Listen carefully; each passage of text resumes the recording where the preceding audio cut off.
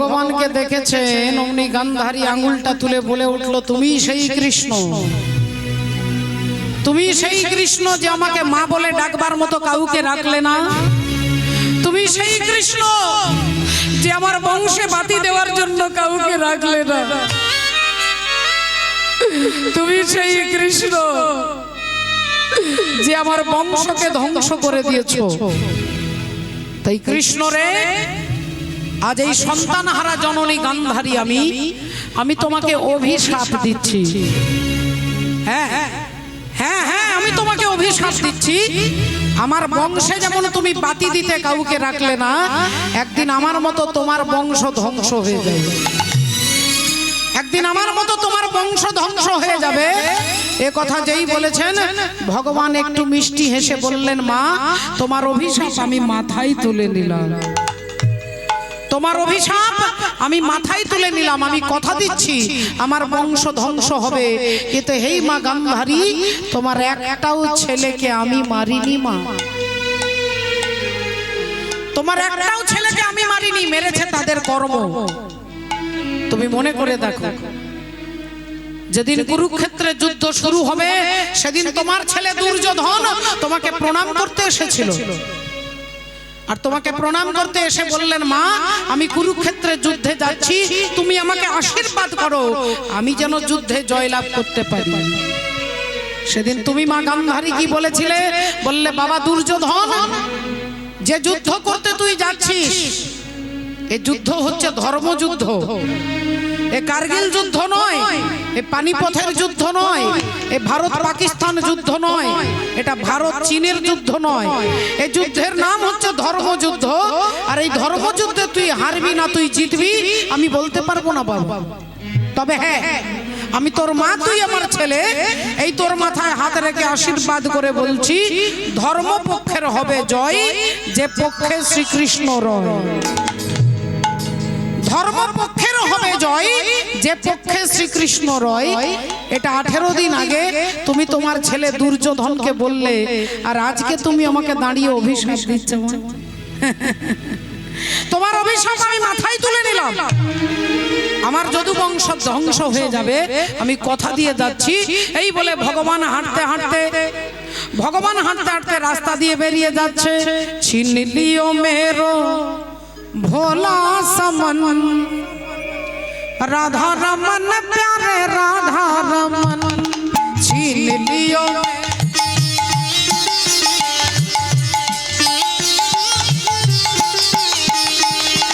छीन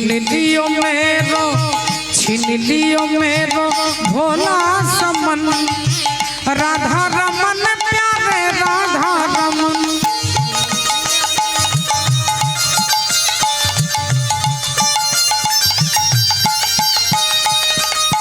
गोकुल के ग्वाले और ब्रिज का बसैया,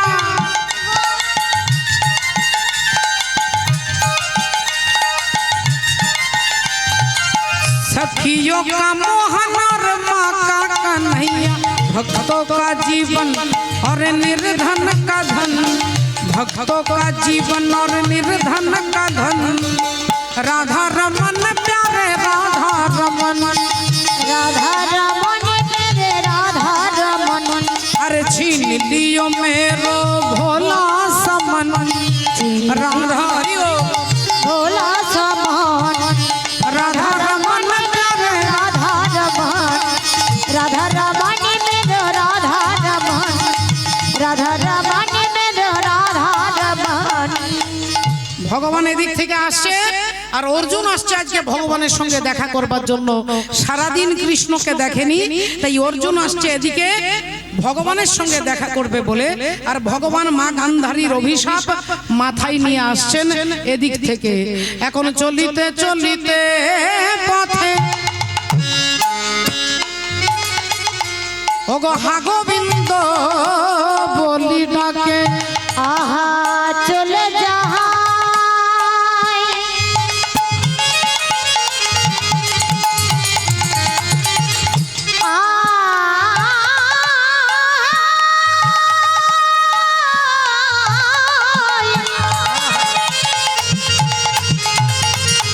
চলে যা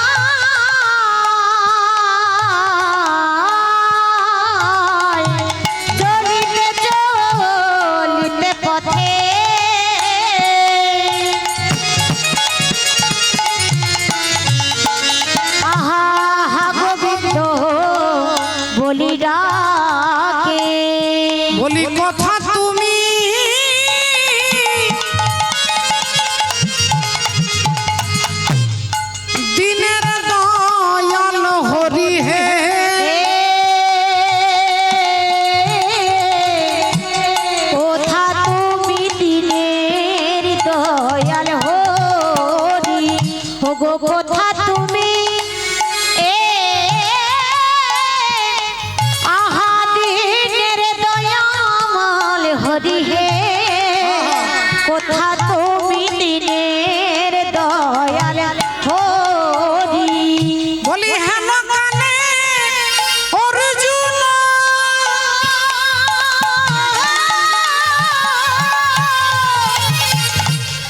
এসে দাঁড়ালো তখন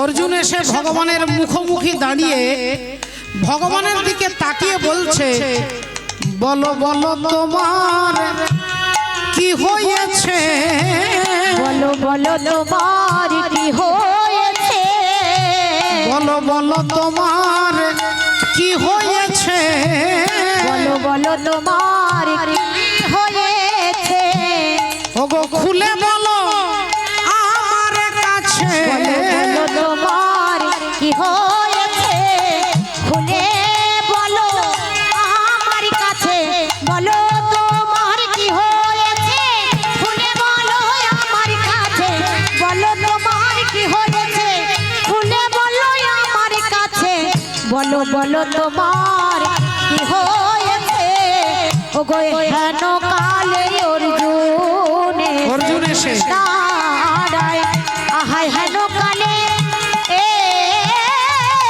অর্জুন এসে দাঁড়ায় হেন কালে অর্জুন এসে দাঁড়ায় অর্জুন ভগবানের দিকে তাকিয়ে বলে উঠলেন কি ব্যাপার তোমার মুখটা নীল পদ্মের মতো সুন্দর কোমল স্নিগ্ধ আর আজকে তোমার মুখের দিকে তাকিয়ে মনে হচ্ছে মুখটা শুকিয়ে গেছে তুমি কোনো চিন্তার মধ্যে আছো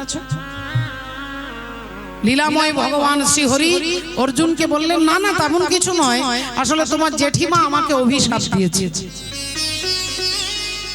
তোমার জেঠিমা আমাকে অভিশাপ দিয়েছে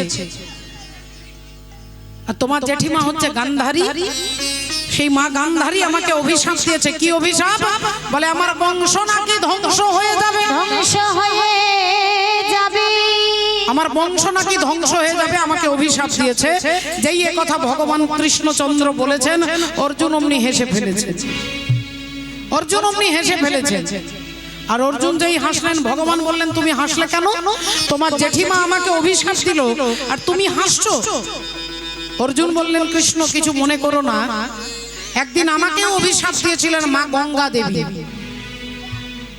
একদিন মা গঙ্গা আমাকে অভিশাপ দিয়েছিল যেদিন গঙ্গা পুত্র ভীষ্মদেবকে আমি সরসজ্জায় এক একটা তীর মারতে মারতে শরীরে যতগুলো লোম আছে রোম তার থেকেও বেশি তীর ভীষ্মদেবকে বাণে জর্জরিত করেছেন সেই ভীষ্মদেব সরসজ্জায় শুয়ে আছে আর গঙ্গা দেবী দাঁড়িয়ে আছে মাথার কাছে অর্জুনকে দেখে কেঁদে কেঁদে বলছে যে আমার ছেলেটাকে তুই তীরবিদ্ধ করেছিস একজন মায়ের কাছে তার ছেলেকে তুই মেরেছিস আমি মা গঙ্গা তোকে অভিশাপ দিচ্ছি একদিন তোর ছেলের হাতে তোর মৃত্যু হবে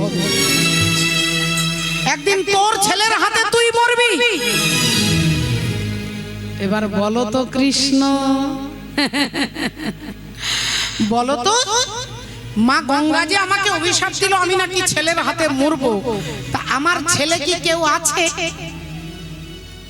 আমার ছেলেরা কি কেউ আছে আমার ছেলে অভিমন্যু মারা গেছে আমার ছেলে শ্রুতকীর্তি সেও মারা গেছে আমার ছেলে ইরাবণ সেও মারা গেছে তাহলে আমার ছেলে বলতেই তো কেউ নেই তাহলে মা গঙ্গা দেবী যে বলছে যে একদিন তোর ছেলের হাতে তুই মরবি তাহলে অভিশাপটা মিথ্যে হলো না আমার ছেলেরাই তো কেউ নেই তাহলে কে আমাকে মারবে তাহলে অভিশাপটা মিথ্যে এই বলে যেই অর্জুন হাসছে ভগবান বললেন অন্যান্য কাজ পরে করব আগে তোমার দর্পটাকেই চূর্ণ করব আগে তোমার দর্প তোমার অহংকারটাকে সবটাকেই চূর্ণ করব।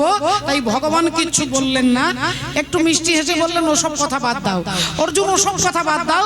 আগে তুমি বলো তোমার দাদা যে অশ্বমেধ যজ্ঞ করছে সেই যজ্ঞের ঘোড়াটা এখন কোথায়? অশ্বমেধ যজ্ঞের ঘোড়াটা এখন কোথায়? কোন রাজ্যের ওপর দিয়ে যাচ্ছে? ঘোড়াটা যজ্ঞ করে ছেড়ে দেওয়া হবে, যে রাজ্যের ওপর দিয়ে যাবে সেই রাজ্যের রাজা যদি ঘোড়াটাকে ধরে পঞ্চ পাণ্ডবের সঙ্গে যুদ্ধ করতে হবে। যুদ্ধে যে হারবে রাজ্যটা তার হয়ে যাবে, রাজ্য তার হয়ে যাবে। পঞ্চ পাণ্ডবের সঙ্গে ভয়ে কে যুদ্ধ করবে? কয়েকদিন আগে এত বড় কুরুক্ষেত্রের যুদ্ধে যারা জিতেছে তাদের সঙ্গে কে যুদ্ধ করবে? তাই ভয়ে কেউ ঘোড়াটাকে ধরেনি, সমস্ত রাজ্য পঞ্চ পাণ্ডবের হয়ে যাচ্ছে। আর সেই ঘোড়াটা ছুটতে ছুটতে ছুটতে আজকে যাচ্ছে কোথায় না মণিপুর রাজ্যের ওপর দিয়ে। তাই অর্জুন বলছে আমাদের অশ্বমেধ যজ্ঞের ঘোড়া এখন মণিপুর রাজ্যের ওপর দিয়ে যাচ্ছে। মণিপুরে ছিল রাজা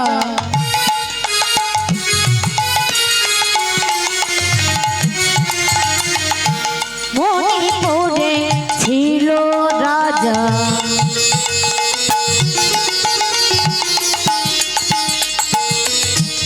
বব্রুবাহন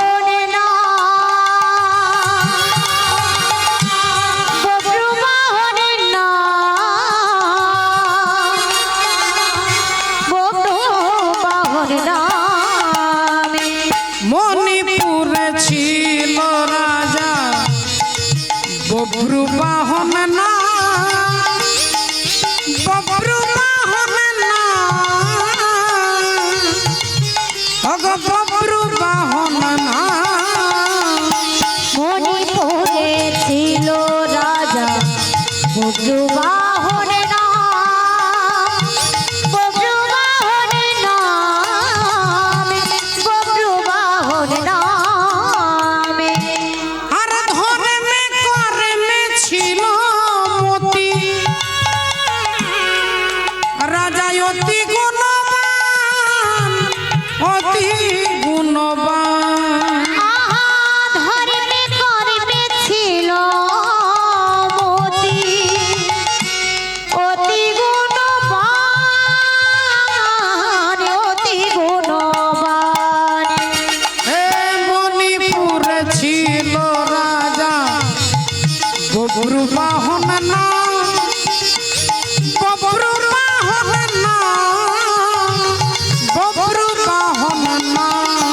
এ মণিপুরে ছিল রাজা বব্রুবাহন নাম, বব্রুবাহন নামে, বব্রুবাহন নামে। ভক্তিমতী মায়েরা, মণিপুর রাজ্যের রাজার নাম হচ্ছে বব্রুবাহন। আর সেই বব্রুবাহন যুধিষ্ঠির অশ্বমেধ যজ্ঞের ঘোড়াটাকে ধরেছে। আর ঘোড়াটা ধরে ঘোড়াটার পা থেকে মাথা পর্যন্ত দেখতে গিয়ে দেখছেন একটা কপালে রূপোর পাতা। আর সেই রূপোর পাতাতে লেখা আছে যিনি সতীর পুত্র হবে, যিনি সতীর পুত্র হবে তিনি ঘোড়াটাকে ধরবে, আর যিনি অসতীর পুত্র হবে তিনি ভয়ে ছেড়ে দেবে। তাহলে অসতীর পুত্র হলে ভয়ে ছেড়ে দেবে, আর সতীর পুত্র হলে ঘোড়াটাকে ধরবে। এখন এই লেখাটা দেখেই বব্রুবাহন আর তোর ঘোড়াটাকে ছাড়বে না, কারণ আমার মা তো অসতী নয়। তাহলে ঘোড়াটাকে ধরে মায়ের কাছে নিয়ে আসছে। মায়ের নাম কি না? মায়ের নাম হচ্ছে চিত্রাঙ্গদা। আর বাবার নাম বলে বাবার নাম হচ্ছে অর্জুন। বাবা অর্জুন, মা চিত্রাঙ্গদা।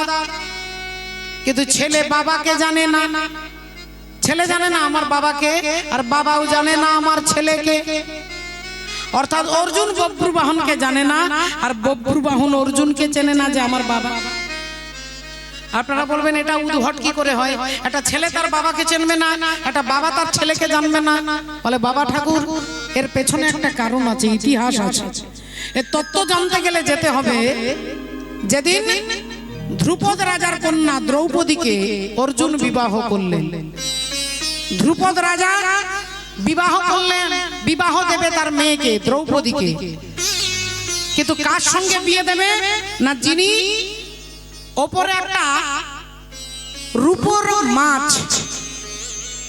রূপোর মাছ সিলিং ফ্যানের মতো ঘুরবে, ওই মাছের চোখটাকে যিনি লক্ষ্য ভেদ করতে পারবে তার সঙ্গে দ্রৌপদীর বিয়ে দেবে। হরি বল, উলুধ্বনি একবার হরি বল।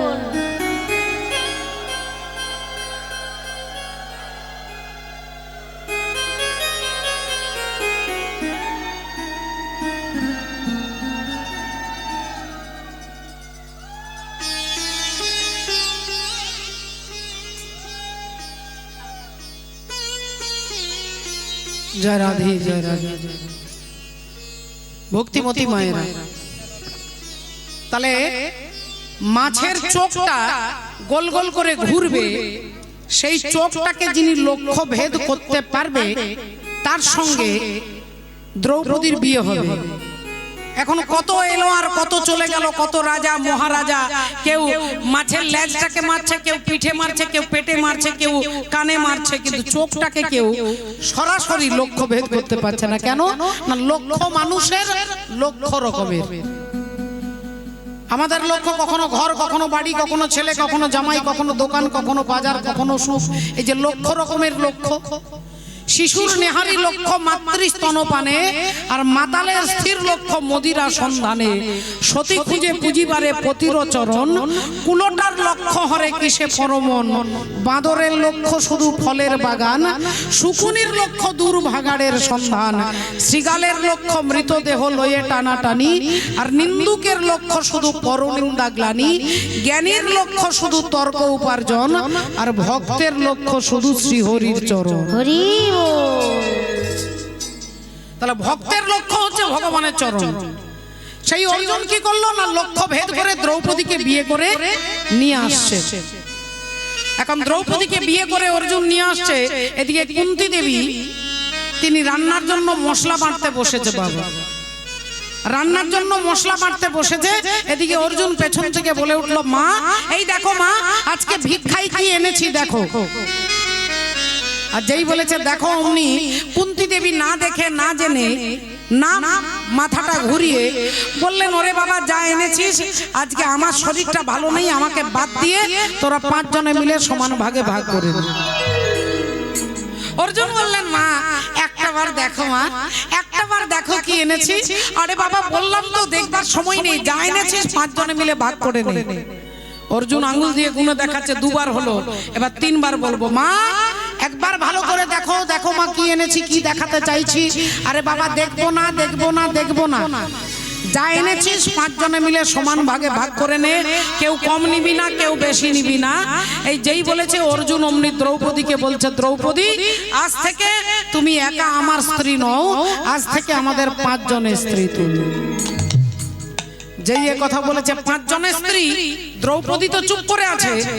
যুধিষ্ঠির দাদা চিৎকার করে উঠলেন, অর্জুন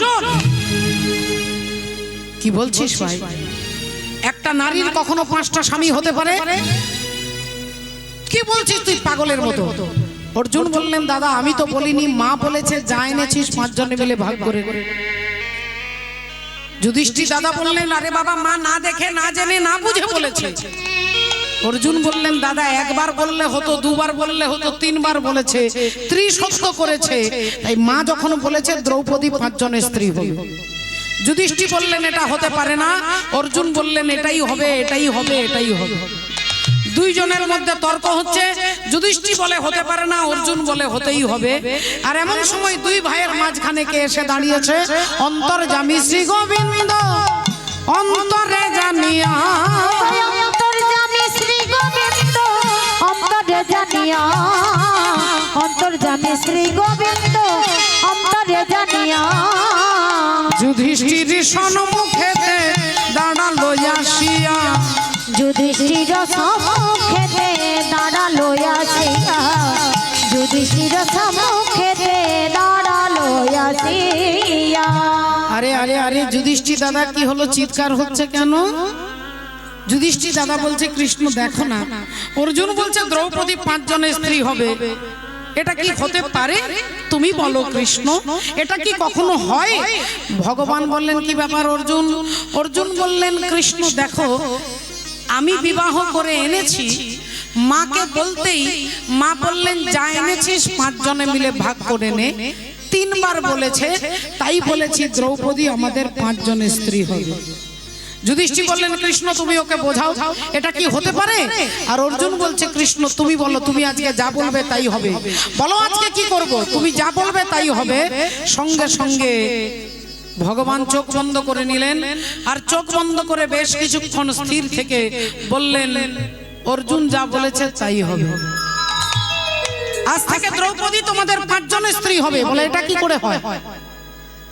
যুধিষ্ঠির দাদাও মেনে নিলেন, অর্জুনও মেনে নিলেন। এটা আপনারা মায়েরা বাবারা, আজকের সমাজ, আজকের শিক্ষিত যুবক যুবতী তারা কি ভাববে? একটা নারীর 5টা স্বামী? এটা বাইরের বিচার করলে হবে না বাবা, ভেতরটা দেখতে হবে। আগে ভেতরে বিচার করে দেখতে হবে যে তত্ত্ব কি বলছে। একটা নারীর 5টা স্বামী, সেটা শুধু দ্রৌপদীর নয়, আপনাদের সকলের, পুরুষ নারী আমাদের সকলের 5টা স্বামী। আর সেই 5টা স্বামী কে কে? না ক্ষিতি, অপ, তেজ, মরুত, বোম। যুধিষ্ঠির, ভীম, অর্জুন, নকুল, সহদেব। যুধিষ্ঠির হচ্ছে ক্ষিতি, অপ হচ্ছে অর্জুন, তেজ হচ্ছে নকুল, মরুত হচ্ছে ভীম। এই যে ক্ষিতি, অপ, তেজ, মরুত, বোম, এই পঞ্চভৌতিক এই দেহটা, এটা পঞ্চভৌতিক দেহ। এই দেহটা যখন মরে পুড়ে ছাই হয়ে যাবে, আবার পঞ্চভূতে বিলীন হয়ে যায়।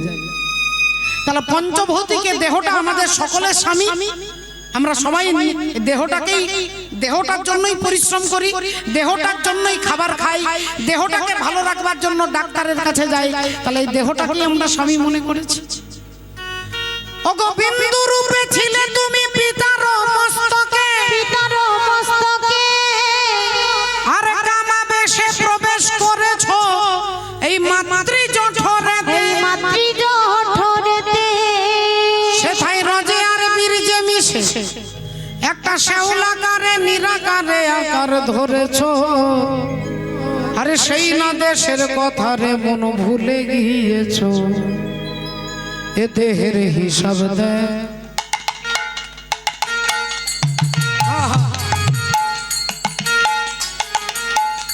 দেহের হিসাব দেখ, দেখ রে হিসাব দেখ, দেহের হিসাব দেখ, দেখ রে মানব জমিনে। দেহের হিসাব দেখ, দেহের হিসাব দেখ, দেখ রে মানব জমিনে। দেহের হিসাব দেখ, দেখ রে মানব জমিনে।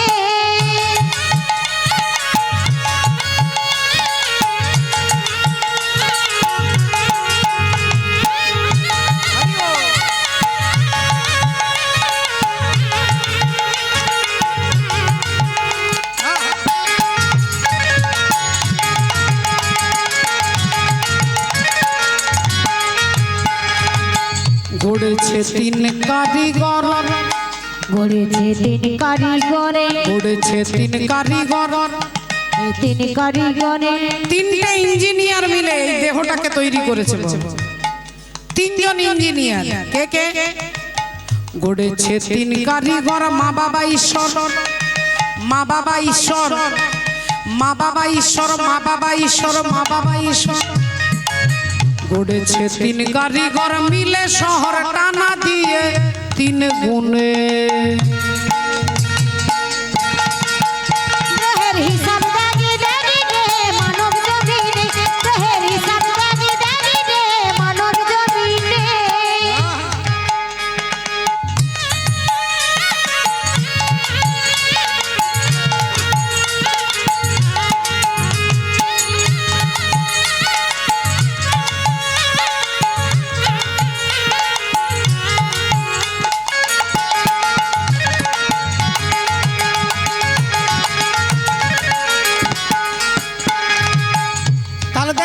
ও মা, এই দেহটার একটা হিসেব আছে মাগো। এখানে যে কীর্তন হচ্ছে, কীর্তনের শেষে একটা হিসেব হবে। ক টাকা খরচা হলো, ক টাকা এলো, ক টাকা গেল, কত টাকা জমা পড়লো না ডেভিসিট হলো, একটা হিসেব করবে। দেখবেন আগামী বছরের জন্য কি হিসেব, তার একটা হিসেব আছে। তাহলে দেহটার একটা হিসেব আছে। বাবার কাছে পেয়েছি 4, মায়ের কাছে পেয়েছি 4। অস্থি, ত্বক, মজ্জা, মাংস বাবার কাছে, আর হাড়, শুক্র, শনি এ হচ্ছে মায়ের কাছে। তাহলে বাবার কাছে 4, মায়ের কাছে 4, আর ভগবানের কাছে 10। 5টা জ্ঞানেন্দ্রিয়, 5টা কর্মেন্দ্রিয়, এই 10 হচ্ছে ভগবানের কাছে। তাহলে 4 আর 4 আর 10 কত হবে মা? 4, 4 আর 10 কত হবে? 18 হবে না মা? 18 তো। চূড়া মধ্যে চূড়ামণি ব্রহ্ম পাশে স্থিতি, পাট মধ্যে মহাবিষ্ণু করেন বসতি, চক্ষুতে শ্রী কালাচাঁদ করিতেছে ধ্যান, নাসিকাতে নিত্যানন্দ করে মধুপান, কর্ণেতে চৈতন্য গোসাই হয়ে সাবধান, মুখেতে ভদ্রাক্ষ বসি 32 যোগান, জিহ্বাতে নারদ মুনি বাজাই কুন্দল, জিহ্বা নিচে বসে নদী গয়া গঙ্গা জল, আল জিহ্বায় সরস্বতী, বামেতে শ্রীরাম, কণ্ঠেতে শ্রী কানাই, বাহুতে বলরাম, হস্তেতে শ্রী গোবিন্দ দান অধিপতি, সপ্তদ্বীপে জগন্নাথ করেন বসতি, নাভিমূলে ব্রহ্মা সদা করিতেছে লীলা, লিঙ্গে মহাদেব বসি লয়ে চন্দ্রকলা, গুজ্জদ্বারে বসিয়াছে নাড়ুয়া গোপাল, কামিনীর সঙ্গে কেলি বড়ই রসাল, হাঁটুতে শক্তির স্থিতি বসুমতি পায়, 18 মোকাম তত্ত্ব শোনো সমুদায়, এই সব তত্ত্ব কথা যেই জন জানে, নরলোকে তুচ্ছ তারে দেবলোকে মানে। দেহের হিসাব দাগ, দেহের হিসাব দাগি দাগি রে মানব জমিনে, দেহের হিসাব দাগি দাগি রে মানব জমিনে। প্রথম মাসে দেহ ছিল শুক্র শনিতময়, 2 মাসে খড়কুড়া অস্থির উদয়, ওগো 2 মাসের খড় কুড়ার স্থির উদয়, আহা 2 মাসের খড় কুড়ার স্থির উদয়। আমার 3-তে তৃতীয় মস্তক জন্মায়, 4 মাসে দেখো হলো হস্তপদ প্রায়। দেহের হিসাব দাগ, হিসাব দাগি দাগি রে মানব জমিনে, দেহের হিসাব দাগি দাগি রে মানব জমিনে, হিসাব দাগ। গড়েছে 3 কারিগর, গড়েছে 3 কারিগর, মিলে শহর টানা দিয়ে 3 গুণে। দেহের হিসাব দাগি দাগি রে মানব জমিনে, দেহের হিসাব দাগি দাগি রে মানব জমিনে, দেহের হিসাব দাগি দাগি রে মানব জমিনে, হরি বল। দেহের হিসাব দাগি দাগি রে মানব জমিনে। তাহলে 5টা স্বামী শুধু দ্রৌপদীর নয়, আমাদেরও আছে। তত্ত্বের ঘরে বলছেন বাবা। তা বললেন ঠিক আছে, তাহলে অর্জুন যা বলেছে দ্রৌপদীর আজ থেকে 5 জন স্বামী হবে, কিন্তু মেনটেন করবে কিভাবে, সংসার হবে? বলে 1 বছর যুধিষ্ঠির কাছে, 1 বছর ভীমের কাছে, 1 বছর অর্জুনের কাছে, এভাবে বছর বছর করে 5 জনের কাছে থাকবে। আর যখন দ্রৌপদী যার ঘরে থাকবে, সেই ঘরে যদি কেউ বিনা অনুমতিতে ঢুকে যায়, তাকে 12 বছরের জন্য নির্বাসনে যেতে হবে। 12 বছরের জন্য নির্বাসনে চলে যেতে হবে। রাধে রাধে। নিয়ম হয়ে গেল, ভগবান নিয়ম করে দিলেন। 1 বছর এক এক জনের কাছে। হরি হরি।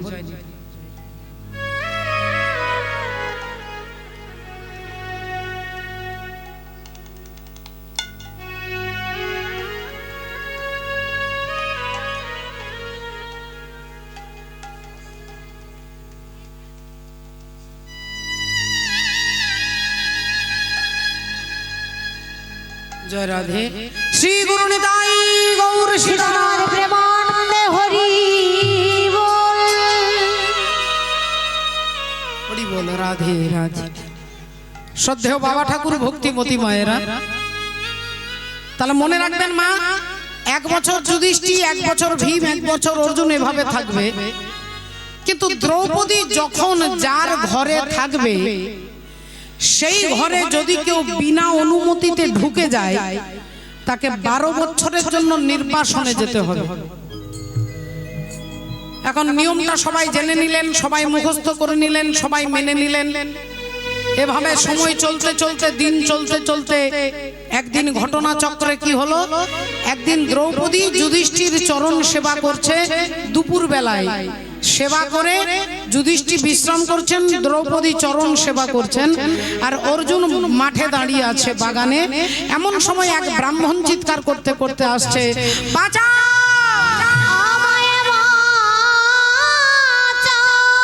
অর্জুন, অর্জুন আমায় বাঁচাও, বাঁচাও অর্জুন, আমায় বাঁচাও অর্জুন, বাঁচাও।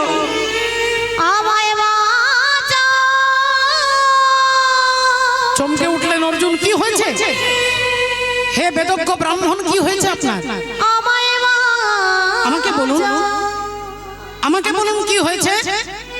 ভক্তিমতী মায়েরা যেই কথা বলেছেন, ব্রাহ্মণ বললেন, বাবা অর্জুন, আমার সংসারে শুধু একটা গাভী মাতা আছে, আমার একটা গরু আছে, সংসারে আর কিছু নেই। আর গরুটাই হচ্ছে আমার বেঁচে থাকার উৎস। সেই গরুটাকে একটা বাঘ টানতে টানতে নিয়ে চলে যাচ্ছে। বাঘটা যদি আমার গাভী মাতাকে মেরে ফেলে তাহলে আমার বাঁচা মুশকিল হয়ে যাবে। তাই তুমি আমার গরুটাকে বাঁচাও অর্জুন, আমার গাভী মাতাকে তুমি বাঁচাও। অর্জুন বললেন, দেখুন আপনাকে সাহায্য করতে পারলে আমি খুশি হতাম, কিন্তু সমস্যা হলো আপনার গরুটাকে বাঁচাতে গেলে বাঘটাকে মারতে হবে, আর বাঘটাকে মারতে গেলে তীর ধনুকের দরকার আছে। আর তীর ধনুকটা এখন যে ঘরে রয়ে গেছে সেই ঘরে দ্রৌপদী আর যুধিষ্ঠির দাদা আছে। এখন সেই ঘরে যদি আমি ঢুকে যাই, আমাকে 12 বছরের জন্য নির্বাসনে চলে যেতে হবে।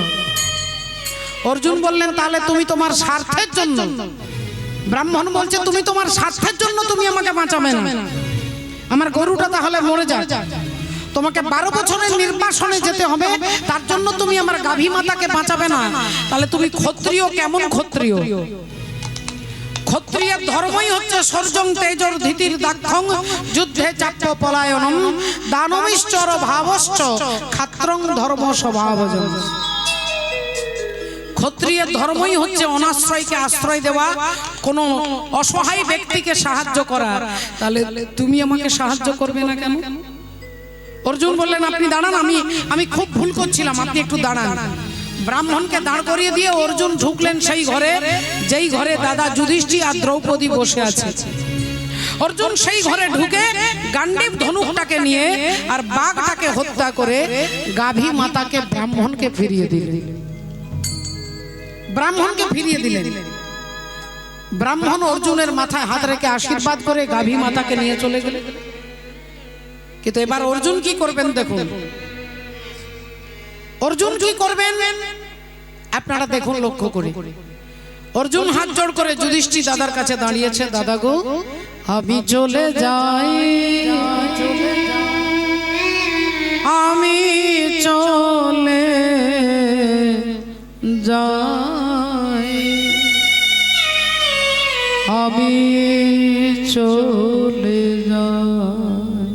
ও মা জননী, জন্ম ভবে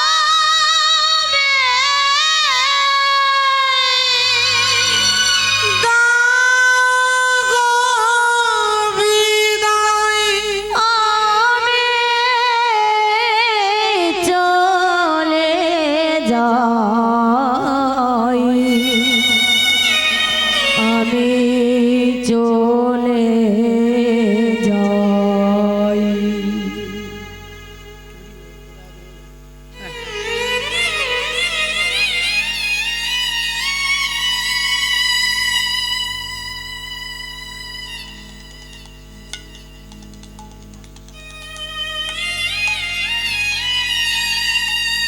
শ্রদ্ধেয় ভক্তমণ্ডলী, ভক্তিমতী মায়েরা, রাধে রাধে রাধে রাধে।